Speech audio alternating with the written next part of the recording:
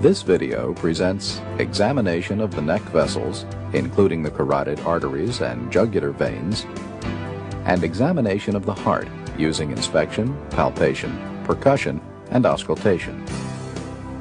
In this video, the examiner will assess a healthy patient. Keep in mind that other patients may have the same normal findings or may exhibit normal variations or abnormal findings. Before examining the neck vessels, elevate the head of the bed or examination table to about 30 degrees and ask the patient to lie down.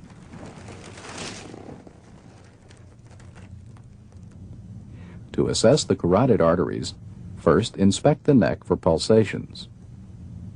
To feel the carotid artery, place your left thumb or your right index and middle fingers on the right carotid artery just inside the sternomastoid muscle. Palpate in the lower half of the neck to avoid pressing on the carotid sinus. As you feel the pulse, concentrate on its amplitude and contour.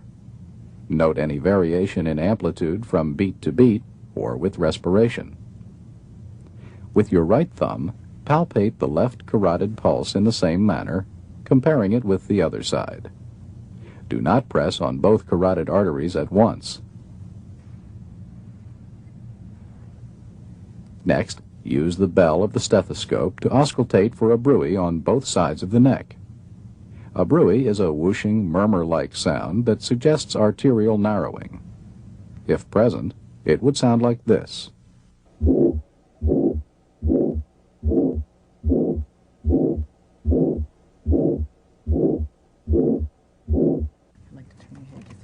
Now, examine the jugular veins. Have the patient turn his head away from you slightly. Then, using tangential lighting, inspect the jugular veins on the right side. Usually, the best vein for analysis is the right internal jugular. First, identify the external jugular vein. If it's not visible, compression just above the clavicle may distend it. Then, find the pulsations of the internal jugular vein. Here they are seen between the two attachments of the sternomastoid muscle. To estimate jugular venous pressure and the pressure in the right atrium, first identify the highest point of pulsation in the internal jugular vein. Next, find the sternal angle. Then measure the vertical distance between that point and the sternal angle in centimeters. The number of centimeters is an estimate of jugular venous pressure. When recording this estimate, also document the angle at which the bed is elevated. In this patient, the internal jugular venous pressure is 1 centimeter above the sternal angle, with the head of the bed elevated 30 degrees. In another patient, the pulsations of the internal jugular vein are easy to see, especially during expiration. Note their soft, rapid, undulating quality with 2 elevations and 2 troughs per heartbeat.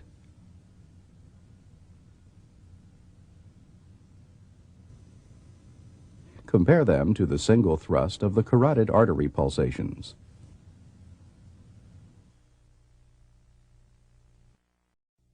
To examine the heart, stand at the patient's right side.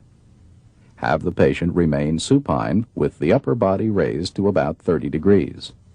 Inspect the precordium, noting any pulsations, heaves, or retractions. There are none here. Look for the apical impulse, which, when visible, is normally seen in the left fifth interspace at or medial to the midclavicular line. Using your fingertips, palpate for pulsations or heart sounds in the right second interspace, left second interspace, and left third interspace. Next, palpate for the systolic impulse of the right ventricle. While keeping one finger in the third interspace, place additional fingertips in the fourth and fifth interspaces. If an impulse is palpable, note its location, duration, and amplitude. If the patient's chest has an increased anteroposterior diameter, palpate for the right ventricular impulse high in the epigastric area, where it may be easier to feel. Finally, palpate the apical impulse. If it is not visible, feel for its location with your palm and fingers.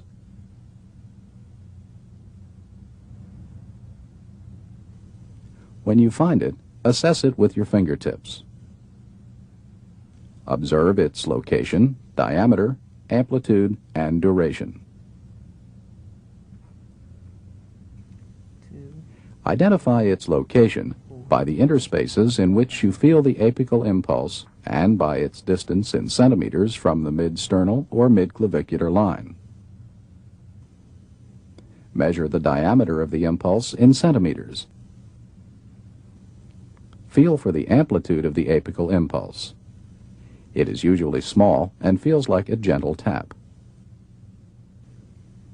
To estimate the duration of the apical impulse, feel it as you listen to the heart sounds with a stethoscope. The normal impulse may last through the first 2/3 of systole, but not longer. Please turn over to your left side. If you can't feel the apical impulse, ask the patient to roll partly onto his left side and try again. Now I'd like to tap on your chest to see the size of your heart. If you still can't feel the apical impulse, estimate heart size by percussion. Starting on the far left of the chest, percuss toward the left border of cardiac dullness in the 3rd, 4th, 5th, and possibly 6th interspaces.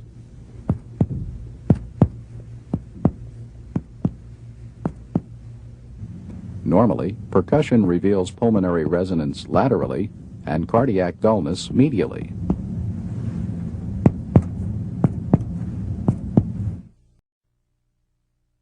Before auscultating the heart, let's review normal heart sounds. Closure of the heart valves creates a pair of audible heart sounds. The first sound, S1, accompanies mitral valve closure. The second sound, S2, accompanies aortic valve closure. Pulmonic and tricuspid valve closure may contribute to these sounds. Ventricular systole occurs between S1 and S2. Ventricular diastole occurs between S2 and the next S1. Because diastole usually lasts longer than systole, you can identify the two sounds. 1-2, 1-2, 1-2.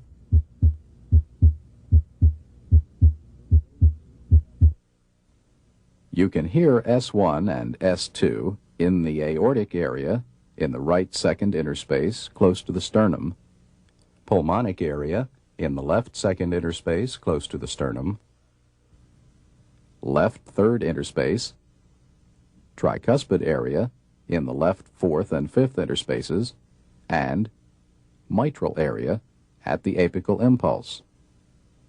The aortic and pulmonic areas together are sometimes called the base of the heart. For auscultation of the heart, you may choose between two sequences. In the first, start with the diaphragm of the stethoscope and progress from the right second interspace to the left second interspace and down the left sternal border to the apex. Then, with the bell of the stethoscope, listen again at the mitral and tricuspid areas. Starting in the right second interspace helps orient you to the cardiac cycle. In the second sequence, start with the bell and listen first at the mitral and tricuspid areas. Then change to the diaphragm and, starting in the aortic area, listen to all 5 areas from above down. Starting at the mitral area is useful when you've had to turn the patient to find the apical impulse. The first auscultation sequence is shown in this video. What I'm going to do now is listen to your heart in the various areas of your chest. Now adjust your stethoscope so that you'll be listening through the diaphragm. When pressed firmly on the chest, the diaphragm is best for hearing relatively high-pitched sounds, such as S1, S2, the murmurs of aortic and mitral regurgitation, and pericardial friction rubs. Begin listening at the right second interspace close to the sternum. Note the cardiac rate and rhythm. Identify the first and second heart sounds and listen for extra heart sounds and murmurs.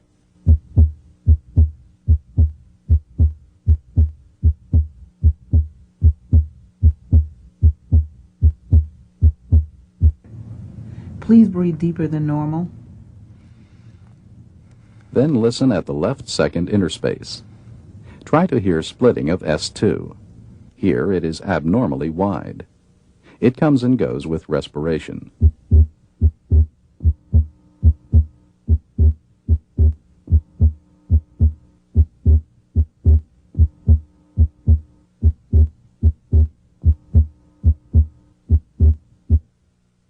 Continue to breathe deep. Proceed along the left sternal border to the third interspace. Again, listen for splitting of S2.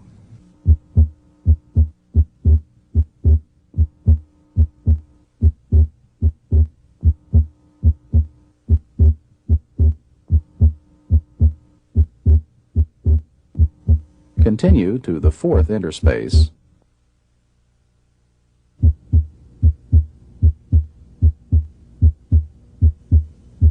And then to the fifth interspace.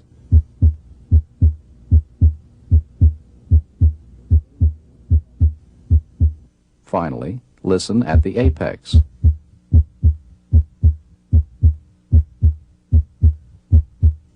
Now switch to the bell of the stethoscope, which is more sensitive to low-pitched sounds, such as S3, S4, and the murmur of mitral stenosis.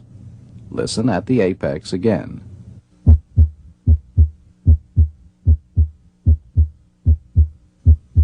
In the fifth interspace,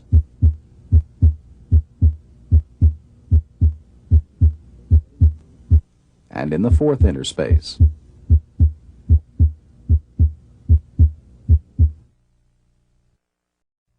Now that you've seen the listening areas in sequence, focus on the heart sounds in each area.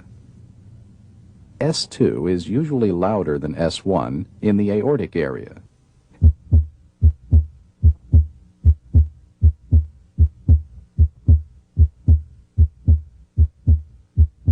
Please breathe deeper than normal. S2 is usually louder in the pulmonic area also. Note the late inspiratory splitting of S2. Its first component, A2, is aortic. Its second component, P2, comes from pulmonic valve closure.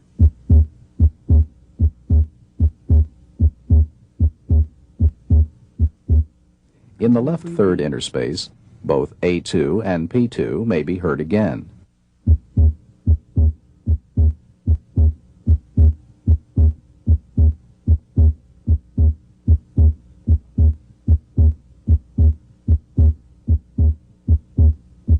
You may breathe normal now. S2 usually diminishes in intensity as you proceed down the left sternal border. Meanwhile, S1 usually gets a little louder.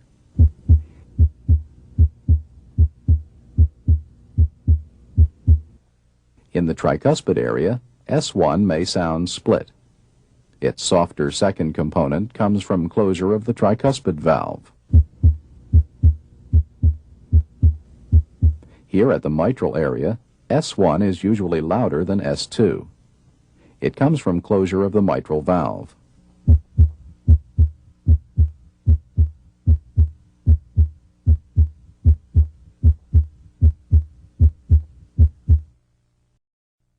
To improve your ability to hear S3, S4, and the murmur of mitral stenosis, have the patient roll partway onto his left side, which brings the left ventricle closer to the chest wall. Then recheck the position of the apical impulse and place the bell lightly on it. If the patient had an audible S3, it would sound like this.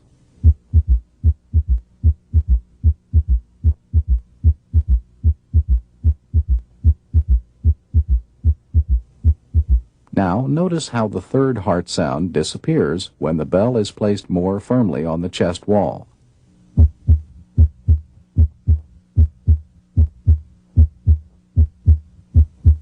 Listen again with light pressure.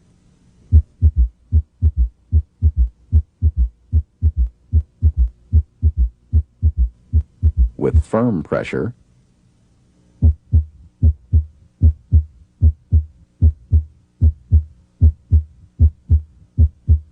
and once again with light pressure.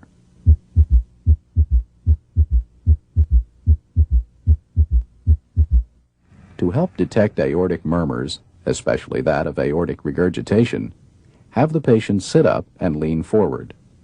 Then ask him to exhale completely and hold his breath out.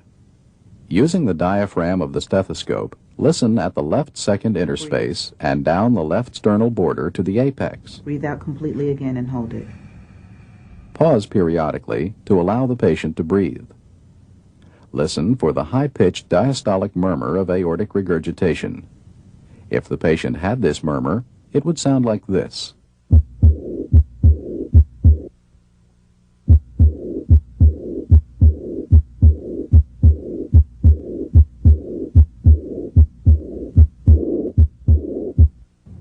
You may breathe. Take another deep breath. Breathe out and hold it. Heart murmurs can be distinguished from heart sounds by their longer duration. Diastolic murmurs, like this one, usually indicate heart disease.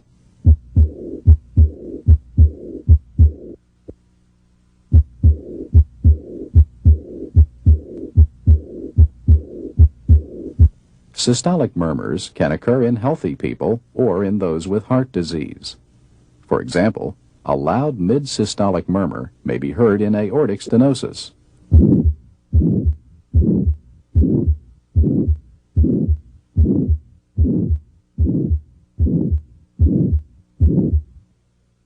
If you hear such a loud murmur, palpate the area with the ball of your hand.